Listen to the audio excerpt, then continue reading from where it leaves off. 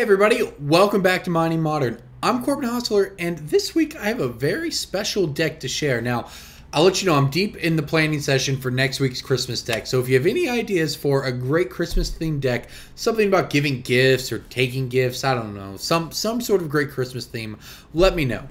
But until then, we've got some zombies, and this is a sweet deck. This comes to us courtesy of Julian Berteau, want to make sure I get that right, whose team actually finished in the top 8 of Grand Prix Madrid. Now, he did not top 4 when it was a team tournament, but he did finish in the top 8 with this deck, and I believe did well in an RPTQ with it also. So it's got some legs already. We know that. Now, I found the deck. I wanted to share it because it's pretty awesome. It's got a lot going for it. Now, we've explored zombies with Amonkhet and so on, but this is a list that has done well at the highest level, and it's worth giving a shot. So let's break down the deck here.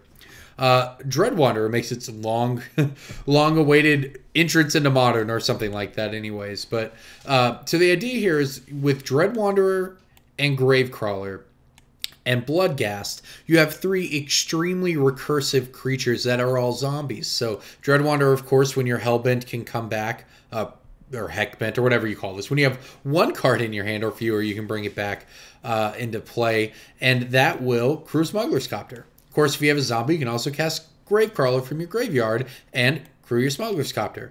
Bloodghast will come back with a land. It will crew your Smuggler's Copter.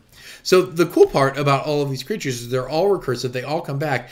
And not only are they good on their own to beat them down and grind out opponents, but they also immediately give you value when they come into play by crewing the 4 of Copters you run. So that's pretty sweet. The other zombie rounding out is Tideholder Scholar. So this is a really great one because when it comes into play, you look at someone's hand, you take a card out of it, and when it leaves play, they get the card back. But the idea is this really taxes combo decks and control decks and basically any deck that wants the removal. Anything except maybe a pure aggro deck, Tideholder Scholar is just great against because it really messes with their hand. And if they're burning removal on Scholar, they're not burning removal on Smuggler's Copter. They're not burning removal on Liliana the Veil with their lightning bolts or whatever. So that's the deck. That's sort of the core of the deck, is to have these zombies creatures and just recursion. And from there, we just round it out with Disruption. Inquisition of Kozilek Thoughtseize got the discard suite, plays perfectly alongside Tideholder Scholar, and curves great into Liliana. If you go, even when you don't have creatures, say you go Inquisition, Tideholder, Liliana, you're just tearing apart somebody's hand. Then Fatal Pushes, Path to Exiles as the removal suite, and Collective Brutality in here is the catch-all because this card's just great. Now, I've taken the exact 75 as Julian had it, not made any changes, but if I were to make any changes and think about it, more Collective Brutalities might be where I start. Then, of course, Lingering Souls, because we're a white-black deck, why not? So we get to run Mutavaults as well, and this is nice. This is another way to have a zombie to bring back Gravecrawler, because, of course, you have to have a zombie in play to cast Gravecrawler from your graveyard. But Mutavault means that even after a board wipe or something, you can, have a zombie on demand to bring it back. And, hopefully crew Smuggler's Copter, because deck does a lot of that.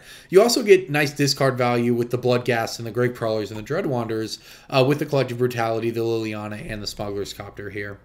So the land base, much of which you'd expect, some fetch lands, some swamps, some concealed courtyards, Mutavaults, and of course Shambling Vent, so you have 1 creature land here. Now moving on to the sideboard. Kind of straightforward. White and black gives you some options. Our affinity hate of choice or lantern is Kataki, War's Wage, which is very, very good against those decks when they have to pay 1 mana for each artifact they have in play to keep it. Path to Exile when you need removal for creatures. Collective Brutality, of course, for burn, combo.